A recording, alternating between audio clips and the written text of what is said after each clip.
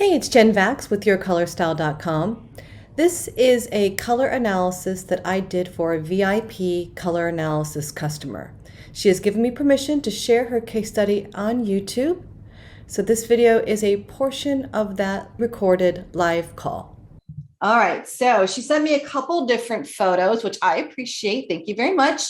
Natural copper redhead, gorgeous, and medium blue eyes. And I am going to bet, Katie, that one of the reasons that you submitted your information, your photos, because you have this beautiful warm hair, but you have these cool eyes, and it can be very confusing. So Correct. yep, I totally get it. Now, I will explain something near the end after I go through this. I actually chose your adorable photo outside with the hair all swept because it looked like you had a little bit less makeup on, and I adjusted it. So this was a very sunny day. I can always tell because it's just this very, very warm glow, especially compared to your indoor shot. I realized that I did the best I could, and I think this is more naturally you. You get a little bit more of a natural pink in your skin, and not this warmth here. So that's what we're going to go with for the photo that we're going to use. And I do the exact same thing. Wait, no, I lied. I didn't do the exact same thing. I don't know what I was doing. So we have bright and cool on the left, and we have bright and warm on the right. And my first impressions right away is that, Katie, you definitely need the brighter colors. Maybe you already know this, I don't know, but when someone has hair that has a lot of pigment, a lot of natural brightness in it, you really need those brighter colors to balance it. Soft colors, now we'll go back up, just are not, you could do better. It's not like you can't wear soft colors, but I just really feel like you could do better. Now, what I notice here when I look at soft and cool and soft and warm is that when you put a blue base color like this on you, it looks almost the opposite of your natural coloring. I see that you suddenly look a little bit more yellow, even though it's a photo and it's photoshopped. I see almost like you start to look a little bit more yellow. And on the right, even though I think you can do better than the soft and warm colors, it feels more harmonious. The warm brown, it picks up the colors in your hair and your eyebrows. And even the yellow base red that's on your lips does not look foreign. I think you can go a little brighter if you want, of course, but you definitely, in my opinion, have warm undertones. So now when we look at this again, on the right with the bright kind of coral and the red orange lips, I just think you just look stunning. I think it enhances all the warmth.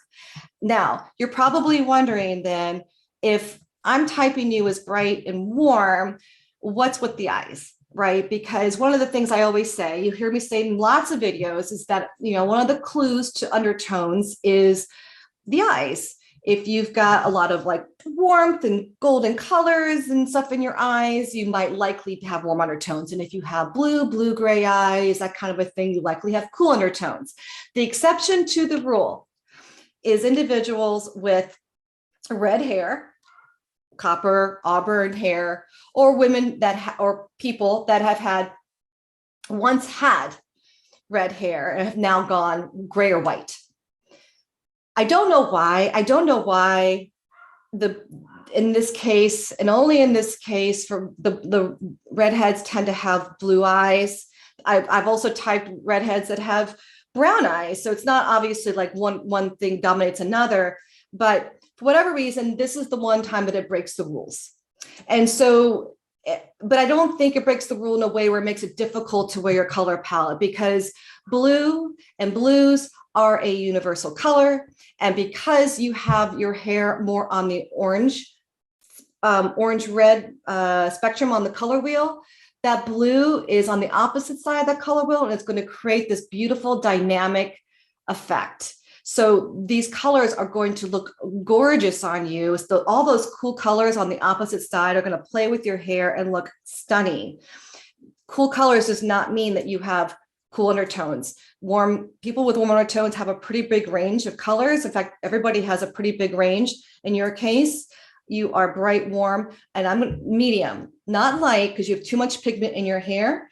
And medium will give you those nice, rich, beautiful colors in the color palette. And deep is just, you can wear darker colors, but deep is really, really deep. And I don't see that in your overall coloring. So bright, warm, and medium is going to be far more harmonious. And I couldn't help myself. I draped you in a beautiful teal and a beautiful royal blue, just so you can see your colors. Katie, what do you think?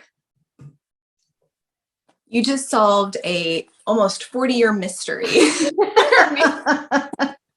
It is very difficult being a redhead with fair skin and wearing makeup and clothing. And this is what I picked, but I just needed your professional eye to see that, because it's very tricky to wear clothes as a redhead.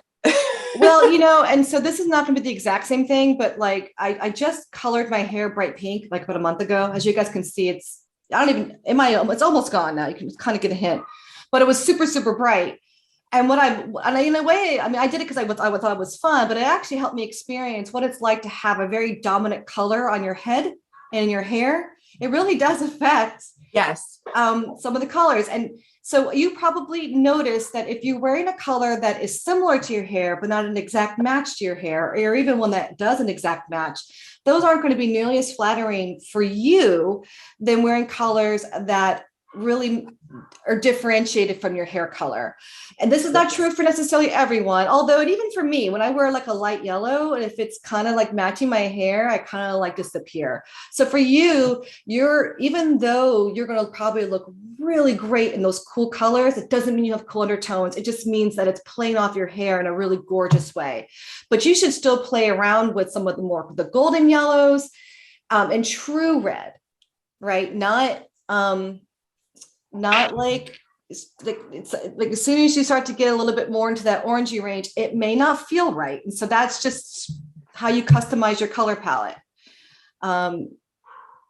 Copyright. Okay, I'm just looking at the chat real quick. So no, I'm glad that helped.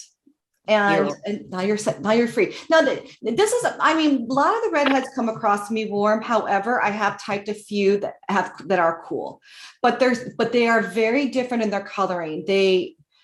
Their hair is not like this. It's like almost has a bluish color to it. It's so I have typed a cool undertone for some, but for a lot of them, I find look so much better in the warm colors. So you have just watched an online color analysis provided by our VIP color analysis service.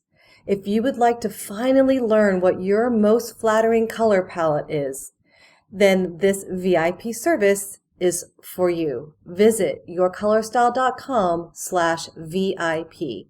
That's yourcolorstyle.com/VIP. Would you like to learn how to do this yourself? Your Color Style offers a professional certification program that teaches you how to do online color analysis for yourself and for women and men around the world. Visit yourcolorstyle.com/pro to learn all about our professional certification program. I'm Jen Bax, and thank you so much for watching.